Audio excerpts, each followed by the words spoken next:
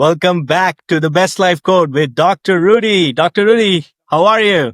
Vic, let's go. It's been a long time, man. Let's go. I'm ready. And today is the topic all about men's. Actually, we're going to talk about andropause. And I have a confession to make first. First up, uh, I actually did not know about andropause before you told me. Zero knowledge. I just know menopause, and which is still talked about. So my first question to you today is, menopause is finally getting the attention it deserves, but andropause is still flying under the radar. Why do so few men know this even exists, including guilty me? Well, first, thank you for being so truthful and vulnerable. Most people have not heard about the term andropause. And the term andropause is something that is used very often, but it's not even recognized really by conventional medicine. It's not something that I learned in medical school, but it is a reality that we're seeing. So the same way that we have menopause for women, which is, we had the last topic on our podcast was about this, which we've gotten great feedback for because there's not enough care about women at the menopause stage. But we never thought that men also go through hormonal insufficiency and hormonal imbalance. And it only makes sense that as men age, they go through more or less the same changes that women go through, because this is not a gender issue. It is a human issue. As we age, our glands start producing less hormones. So it only makes sense that as men age, they're making less and less testosterone. So andropause is what is defined as the clinical signs that men experience as they age and that testosterone levels drop. And it has many clinical signs, which are the same clinical signs of low testosterone, including fatigue, brain fog, lack of motivation, increased body weight, decreased muscle mass, decreased libido, erectile functions, all of those same things that we see with menopause. Increased risk of inflammation, increased risk of heart disease, of osteoporosis, bone disease, brain fog, memory issues, brain shrinking. So it's aging. The thing with women in menopause is that there's a specific physical view of menopause. Again, menopause is defined as when women have no period for 1 year. There's not such a definition for men. And you don't have such a life change that happens that we can say, oh, a man has gone through andropause. And when I went to medical school, we all knew that low testosterone existed, but we only recognize what is called late onset hypogonadism. Hypogonadism is the clinical term for low testosterone.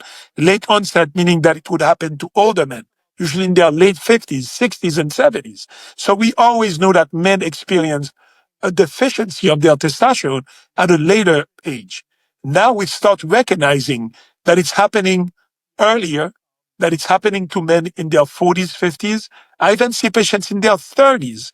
We don't really call it andropause in their 30s, but men in their 30s are really suffering also from low T. So andropause, when I think about it, would be almost what I went through. I'm very honest about what I went through. At the age of 49, the way my body function changed. I was getting tired. My energy level was lower. I was having brain fog. I couldn't keep up with my demanding work. And it's only because I was aware and I was treating my patients with low testosterone that I was able to help myself. Most of my colleagues, when I went to see them, they told me, "You're tired. Take a vacation." And actually just did a great presentation with a bank in Jamaica, actually, who saw my presentation and wanted me to do a corporate wellness talk. And my corporate wellness talk was about andropause and menopause. And most people there told me the same thing. They had never heard the word menopause. But what's happening, we're seeing a lot of career women, executive women, when they get to 50, 55, and they go through menopause, and they develop brain fog, poor memory, anxiety, and they can't keep up with their executive high power position. So it's either they retire or they find the right doctor that can give them hormones. And then I talked about this. And then men were like, oh, this happens to us too. And a lot of men were like, you know what? I'm glad we had this talk because I'm going through those changes. I'm realizing that my memory is not the same. My recall is not the same. My cognitive function is not the same. And they were saying, am I just getting old? What's going on? How come I can't keep up with the young executives? It's hormone based. Testosterone is so important for brain function. We've always talked about this. Testosterone, it's when it goes down, you see mood disorders, anxiety disorders, cognitive function decreases, weight gain, loss of muscle, loss of confidence, loss of motivation, loss of drive. So it is something that is really important to talk about, because men, what's even worse for men is that men are not built to talk about this with their guy friends. Whereas women will go through those changes and find a bunch of women, find their friends, talk about it, reach out to somebody, and they're very open and vulnerable to talk about this. Men tends to live in a silo. They live isolated, and they kind of like to not show weakness, not show vulnerability. So men will never tell you, oh yeah, you know what? I'm noticing that when I'm at work, I can't function the same way. When I'm in the bedroom, it's not the same. Men are not built to talk to this. So I try to be very vulnerable myself and very open into saying, guys, this happens to us also. It's happened to me. Dr. Rudy Best Life. I went through this. I was in denial when it was happening to me. Although I was treating my patients, it was hard for me to accept this. But it's been life changing. The same way it's life changing for my patients, it's been life changing for me also. Thanks for sharing your personal note here, because I think that's important for people to listen to, because doctors also have to go through what everyone goes through. Uh, Dr. Rudy, I feel like one thing is like, how does it different from aging though? Because a lot of time, like you said, there's no like a clear benchmark as we have it on the menopause side. So if some, like, are there certain, signs, or I don't know, attributes, howsoever you define it? Can you go into that detail so it clarifies that it's not just. That's a great point, Vivek, because aging is andropause. Aging, aging is menopause. Because what is aging? Aging is when our organs don't work as efficiently as when we were young, and at some point they become deficient. We have to remember the human body is like a machine, right? When a machine is aging, you start seeing that you need to replace the parts more often. The output is not as efficient as it used to be. It doesn't work as efficiently. That's what happens to our organs. Hormones are the most important determinant of our quality of life. Hormones determine our character, our vitality, everything. Hormones are the chemical messengers that determine how you live. When we're young, our hormones are plentiful. Our machine is efficient. Our glands are very efficient at producing hormones that make us be able to be the best version of ourselves. Our physical body is good because of our hormones. As we age, our hormone levels go down. And for example, andropause, it's when the symptoms happen that the levels are low enough that now it starts affecting your everyday life. So as we age, again, you're still pretty young, Vivek. It's right. Once you start getting, and there's a study that just came out that showed that humans, both men and women, tend to age at two specific bursts in their life. Aging is not linear. The first burst happened at mid 40s, about 45, plus or minus 2 or 3 years.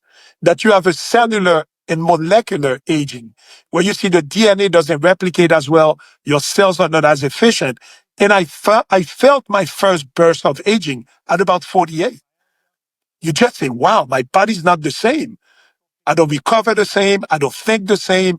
I don't digest the same way. It's so many things. The second burst of aging, as per those studies, was at about 60 years old. So when you go through this normal aging, so you see that your function in your 20s, you feel like you Superman, you recover. I used to go out. I drink all night. I still go to the hospital at 6 in the morning. Then I go and work out and I recover. No problem. My mind was sharp. 30s, you start seeing, okay, I need to give myself a little more time. Mid 40s, boom, a big drop. So the efficiency of the machine is not the same. Mid 50s, and each person will happen at different ages. So to go back to your question, when is it just aging? When is it pathologic? It all depends on how you function, right? You remember we always said that honest self-inquiry. So you want to ask yourself, how well am I doing? How satisfied am I in my life? So for me, when I was 48, I went down to a 3, a 4 out of my physical energy. To me, it wasn't acceptable. Some people may say, oh, that's what my doctors were telling me. You're just getting older. Take more time off. Take a vacation. That get used to the new world. You're not young anymore. Our generation is saying no. Just because I'm 50 doesn't mean that I need to slow down. I still have many things I can contribute to the world. I can contribute, even to myself, to my family. I want to still be able to show up as an 8 or 9 out of 10. So when does it become aging? When does it become pathologic? It's when you see that you're not um, performing the way you want to. And I think our generation, like my generation, the 50, 45, 50 plus, are saying we're not ready to just shut down and go and retire. We want to still perform. We want to still produce. We want to still be a significant part of this community. And you're seeing this. Now you're seeing the number of men who are coming out and saying that they are on testosterone therapy. Jeff Bezos come out and said that. You have so many business leaders, and now you're seeing that it's happening at younger and younger ages, but men are becoming more aware of this. Men are talking about this more because what's happening is what we've noticed that over the past 40 years, testosterone levels have been dropping at an alarming rate. A study that was done in the early 2000s showed that a 65-year-old man in the early 2000s had about 20% less testosterone than the same man at 65 30 years earlier. So if you take the same age now compared to a man 40, 50 years ago, a 50, 55-year-old man will have 30 to 40% less testosterone. Does that mean that that person has to retire earlier, except that they can perform the same way? I say hell no. If we have a healthy way that we can really help both men and women continue performing at their peak level, continue showing up, whether it's at work, at the gym, at home, in the bedroom, at top level. And then we know now that hormone replacement therapy is not what the dangerous protocol that we thought it used to be. We've talked about this in the menopause talk. We've talked about how the FDA has removed the black label warning saying that testosterone replacement therapy is associated with cardiovascular disease. The opposite is true, that when you have low testosterone, you go to andropause, that's when you see an increase in visceral adipose tissue, decrease in lean muscle mass, an increased risk of cardiovascular disease, increased risk of bone disease. So we need to take care of our hormones. I see now most of guys who go and do their physical in their 50s, in their 40s, testosterone is not included. I think testosterone should be included in every blood test. At your age, Vivek, you should check your testosterone levels, not for anything else, to have a baseline, to see where you are, so that, let's say, by 45, 50 years old, that you start feeling, you know what, I'm more tired, but I don't feel good. You can see what your testosterone levels have been doing.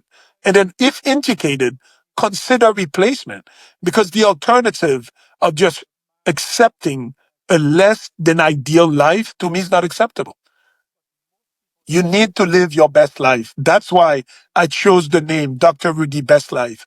At any moment, you need to be the best version of yourself. You deserve it. Your family deserves it. Your work deserves it. Your community deserves it. How much do you think, Dr. Rudy, this our environment is now playing a part? Does the toxicity in our food chain environment, is this kind of like accelerating this andropause process for men? Is that something accurate statement? Would you say so?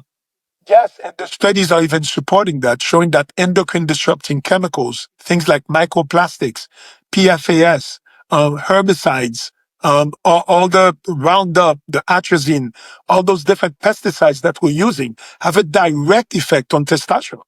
So, and then when we ask ourselves, I did a really good interview with Dr. Shana Swan, who's an epidemiologist who wrote a book called Countdown, that she showed that over the past 40 years, sperm count has decreased 50%, 50% over the last 40 years. Again, what changed? Why is sperm count declining so quickly? Why is testosterone declining so quickly over the past 40 years? Our gene pool did not change that much. Our physiology did not change that much. It has to be the environment. So the environment, there's no question, is playing a significant role in this epidemic of low testosterone that we're seeing, this epidemic of hormonal imbalance that we're seeing, this epidemic of infertility. Male infertility is rising. What is causing this? There has to be environmental pressures. And we know right now when they're doing studies, almost 100% of the human subjects that they're testing show microplastics in their brain, in their testicular tissue. Even in breast milk, we find it. And microplastics are estrogenic. They decrease testosterone. So that's why now when I went to medical school, we only thought that low testosterone happens only with aging, which is true. It does happen with aging. But what about the 30-year-old who has low testosterone? What about the 40-year-old who has low testosterone? It's not aging. There's aging and there's also environmental pressure. So we live in a new world now that I have a lot of discussions about this with my colleagues because they still think that low testosterone or menopause, the main thing is only aging. Aging is the main risk factor to have abnormal hormones, but lifestyle, um, obesity, inactivity, stress, and environment, what we call the exposome. The exposome is everything that you've been exposed to since you were born, even when you were in your mother's womb. Actually, the studies from that book Countdown show that if the male fetus is exposed to plastic through his mom the first trimester, there's a high risk that that baby boy is going to develop what is called testicular dysgenesis syndrome where the testicles are not formed the right way just because they were exposed to plastics the first trimester. So no fault of this boy's. That's not his fault. Was exposed to plastics, and they show that this boy now have a higher risk all during his lifetime to have higher risk of testicular cancer, infertility, erectile issues, and low testosterone. Proven by studies. And we're getting more and more exposure to those two pregnant women. Really, our environment is a big cause, and I had the privilege of talking to a Harvard trained doctor and researcher, and she is actually working on the fertility side of building a solution really focused on exposome. So what they're building is a data company so that they can track from the beginning and maybe even from their parents' time to connect those dots. So just a shout out to Dr. Carmen Mezerlian, who is building V Science, and they are building this data solution that remind me of this conversation I had about the exposomes with her. So, And so again, I'm glad you're getting so much data with all this, Vivek. The exposome is something most people don't know about because it's everything you've been exposed to from the time you were in the womb. Because interestingly, again, in that book, Countdown, there's a really interesting physical sign that you can follow. It's called the anogenital distance. It's the distance between the anus and, for example, for men, where the testicles start. For women, it's from the anus to where the vagina starts. That distance is called the anogenital distance. And it's been shown, it's proven by studies that baby boys who are exposed to plastics and to different endocrine disrupting chemicals will have a longer AGT. And that longer AGT corresponds again to poor performance with fertility, testosterone, and risk of that testicular dysgenesis syndrome. So you can measure that distance in baby boys and see if they were exposed to something. Because, for example, what this doctor you were talking about is doing, they're trying to see, okay, what was that person exposed to from the time they were little until now? But what if they were exposed during the womb, during gestation? Can you get a history? What did your mom use plastics? It's hard. It's hard to know what it is. There's another company, a startup that was doing urine testing to see what kind of plastics, pesticides that you have in your urine, and then make that correspond to fertility. So I'm glad to see that there's a strong spotlight on this now, because now, as per the WHO studies, 1 in 6 couples trying to have babies are having problems. And about 50% of those are male infertility. So when we think infertility, right, we think women. It's no longer like this anymore. And for men, when they get a diagnosis of this, it is so crushing. So a lot of those guys will have low testosterone, infertility, and I see a lot of those patients in my clinic. So my average patient now comes with testosterone, low testosterone symptoms is 37 at my clinic. And a lot of them, when I get a history, you see that maybe they have problems having kids. Not necessarily, but that's a sign that maybe down the road, you're going to have problems with testosterone production, because sperm production and testosterone production are on the same tree, from the pituitary secreting LH and FSH, going down to the testicles to make sperm, and it's the same pathway. So if one is affected, the other one is usually affected. And you see that we have both a decrease in sperm count and a decrease in testosterone. One thing is affecting those two things that are on the same pathway. It has to be the environment. Yeah, it's a very glim picture. When you talk about all these things, you feel like my our environment is like totally not in our favor.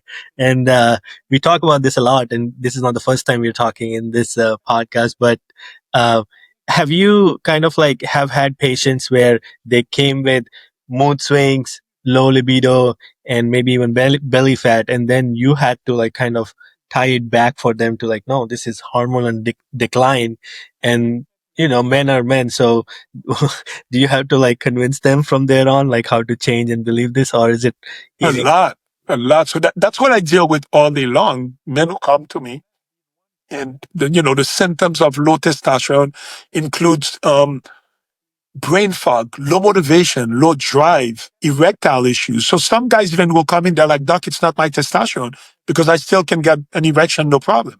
Sometimes it doesn't affect your sex drive. Actually, there was a study that was done at the University of Miami, and it was about adolescents and young adult men. AYA.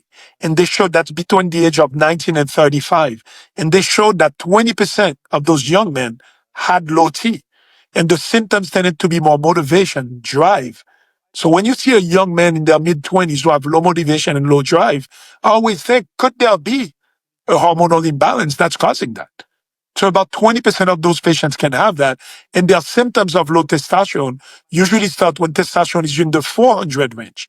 Usually, classically, we always thought that symptoms of low T only happen when your testosterone is below 300. But it's showing that it doesn't follow this, especially in young men. A lot of my young men who are coming to me with classic symptoms of low T, their testosterone is in the 400, 450. We have to also follow the free testosterone, the active testosterone. So I keep a very open mind. Most of those guys, by the time they come to me, they've seen their primary care doctor who told them it's in their head. They've followed influencers. They're trying to eat better. They've taken some supplements, and they're at their wits' end. They're depressed. Or even if it's not depressed, I usually tell people it's on a spectrum. I have guys who are not depressed, but they just feel blah. They just feel like, I've lost my zest for life. I've lost my quest. I don't have the same drive. I'm lazier, right? So when do we say we need to act on this? Again, best life. Everybody deserves to live 9 out of 10, 9.5 out of 10. And if you're not there, look for it. Find biohack, find different things that you can do. And I always tell that, we always talk about this. Don't start with hormones immediately. Make sure that you check all the pillars of health. Improve your nutrition, improve your exercise. Make sure you prioritize your sleep, take the right supplements. Do all those things. But when you don't do this and you see your levels cannot go up or your performance doesn't improve, and again, we're talking about men here. If men are not showing up the right way, find the right help to help you. Because what we're seeing now in our generation is we're seeing that young men are not performing as well as young women. Studies everywhere are showing this, that young women are graduating in higher numbers at all kinds of graduate school, law school, med school. Women are overperforming, young boys are underperforming. What's the cause of that? Of course, I think there's a cultural case for this, that, the world is not the world we used to know, that is very physical. There's less reliance on physical and manufacturing jobs.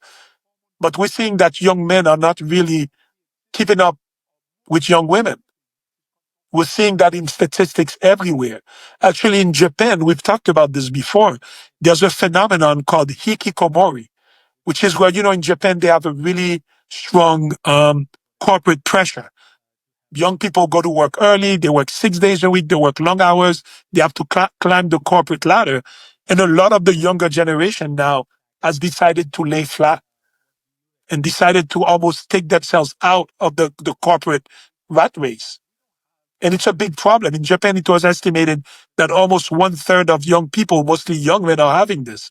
And interestingly enough, they've done a study where they show that a lot of those young men have low testosterone. So they have that lack of motivation. And we see that phenomenon in the United States also.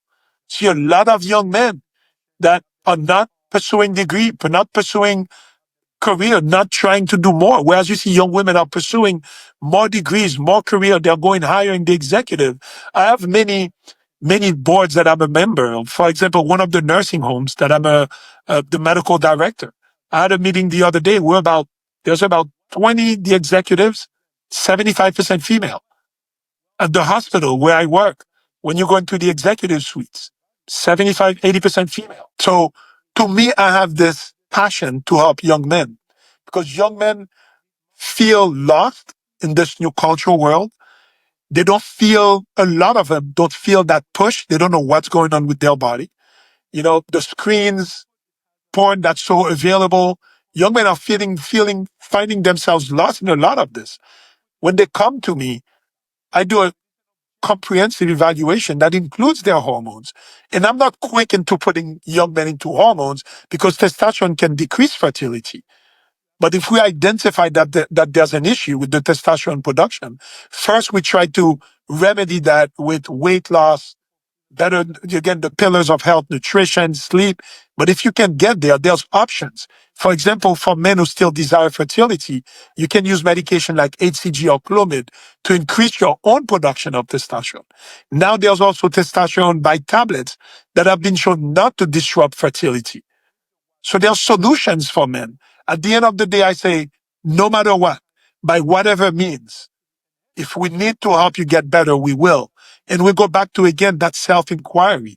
I want every young man listening to this to ask yourself, be like Bob Marley, open your eyes and look within. Are you satisfied with the life you're living? Are you satisfied with your physical life? Do you need to lose weight? Do you need to gain muscle mass? Is your vitality, your energy, do you need improvement in this? Are you satisfied with your mental wellness? Do you live in victimhood? Do you suffer from anxiety, low mood? Or do you have a fixed mindset versus a growth mindset? Are you satisfied with your sexual life? Are you having problems with performance? And that's holding you back. And once you do that self-inquiry and you're like, wow, there's definite areas in my life that I need to improve, test, right? So you need to ask questions, test, and then come up with a specific plan, a personalized plan to get better. And then you test again, Makes sense. This is right? the formula that Dr. Rudy is not giving just now for all the episodes. And that's the beginning of it, right? You have to come from internally, assess, and then do all the tests that's needed, and then take the action that leads to. And Dr. Rudy, like a lot of men don't notice the change, but their partners do. And what should couples know about like navigating andropause together? Do you see patients like where it's the couple coming in?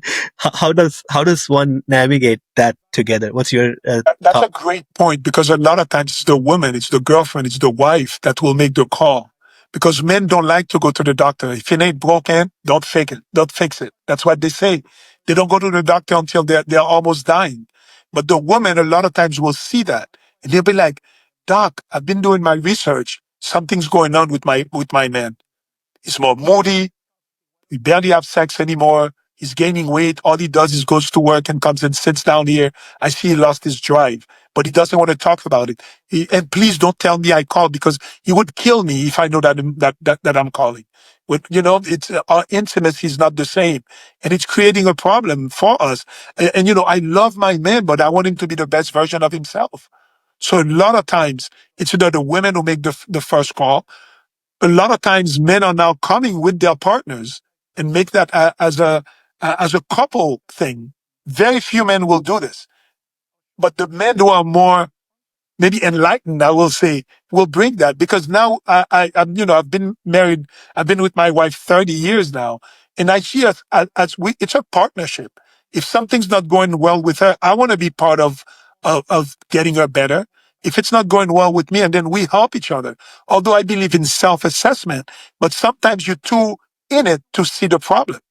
Sometimes you need somebody who's looking at you from the outside to be like, you know what?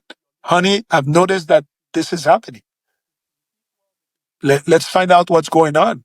And you say that with love. So anybody listening to this, whether you know a man that's going through this, whether you're a man that's going through this, always go to that, do that self-assessment, or ask your partner or a friend of yours, hey, have you noticed that I'm more moody lately? Have you noticed that this is happening with me? And if you see that, seek help and don't take no from an answer, because there's still a lot of medical gaslighting. The same thing for the menopause. We talked about Oprah, that took almost 5 years to get a diagnosis from her doctors because they kept telling her it's her head. That happens to men so much. Men will go to their doctor and say all this. They have to beg to have a testosterone level check because men don't know that testosterone is not part of the regular checkup that we do at any age. So if a man wants this, they have to ask their doctor for it. And a lot of times patients have to go um, out of pocket to be able to do those tests. Because again, the traditional conventional medicine community is kind of lagging behind. And I went to a conference recently where it was a general medicine conference, and they were talking about the telehealth, low T, and all of this, and they were laughing about all the commercials that we had. They're like, oh, they're promising for men to regain their vitality, regain their youth, and they were laughing about this. And you remember, I'm a primary care doctor. I'm conventionally trained. And I raised my hand and I'm like, so when you have patients coming to you and asking you, doc, I'm tired. I feel like I'm not the same. I've lost a step. What answers do you have for them? They're like, well, they didn't have any good answer. I'm like, so no wonder those men are going outside of conventional medicine because conventional medicine cannot help them. So I'm very optimistic that this will change with time because now I'm seeing there's a lot more recognition that this is happening. A lot of my patients now are doctors that when I started doing this, they thought I was crazy. Now, when they have the symptoms, the same thing, they'll go to their regular doctors and they don't find help. Insurance will not cover your testosterone unless you almost at the bottom. So you can't rely on conventional medicine and your insurance company to help you with this. This is where again, you need to to go on your own, find the right partner, become the CEO of your health. I want everybody listening to this. They need to know that their health is the most important project they're going to take. They are the manager of that project. Enlist the right medical provider. Do the right testing so that you can get to your best level. But again, I'm going to keep saying that. You deserve to live your best life wherever you are in life, whether you're 20 years old, whether you're 80 years old, 90 years old, you deserve to be the best version of yourself. And hormones are an integral part of this. They need to be tested. They have to have ways that we can improve them and then that we continue measuring. It's one statement that you said, be the CEO of your health. It's so profound, so important, and especially in today's environment and ecosystem also, we need to be more vigilant. Not maybe 20 years ago, we did not have to be like that much because everything was better, right? The environment was Yeah, better, the ecosystem was better. But today it demands, like you told me just now, that I should also get my measurements done just because for the sake of data, just to see how that will change in few years down the line, right? So, and that's a big completely. message. It's a big message for Yeah. everyone, especially men. Um, and before we end today's conversation, if you could sit down with every man in their 40s or 50s and give them one message about andropause specifically, what would it be? Like, what is the main key thing, key message that you want to send across? There is no shame in looking for help. There is no shame in being on testosterone. And I'll say it everywhere. I am on testosterone therapy and it changed my life. Testosterone therapy or having low testosterone doesn't mean that you're impotent. So that's a big thing. Men don't want to know that maybe their sexual function went down. That doesn't mean this. So look for help. Again, do that self-inquiry. Be honest with yourself and show up the best version of yourself. Your partner deserves that. Your kids deserve that. You deserve that. We all deserve to be happy, to be the best version of ourselves. How can you be the best version of yourself if you have low testosterone, if you have insulin resistance, if you feel tired with little activity, If you try to go and have sex and you can't perform or you don't perform the same way, of course, it's going to stay in the back of your mind. And then you're going to have that little resentment, that little I'm not enough. I want every man to listen that you can be enough. You are more than enough at any point, but it depends on your hormones. So care for your hormones, find the right way to test your hormones, and find the right team that can help you improve your hormones. All right. This is the message for everyone, especially for men from this episode. And it's a very key message. Like I said, Dr. Rudy, like I made this confession, I did not know about this thing. So it's it's a fact, right? Like we think those things are not happening, but it's actually happening. So thanks again for sharing your thoughts and your insights. Much appreciated. Thank you. Always a pleasure, Vivek.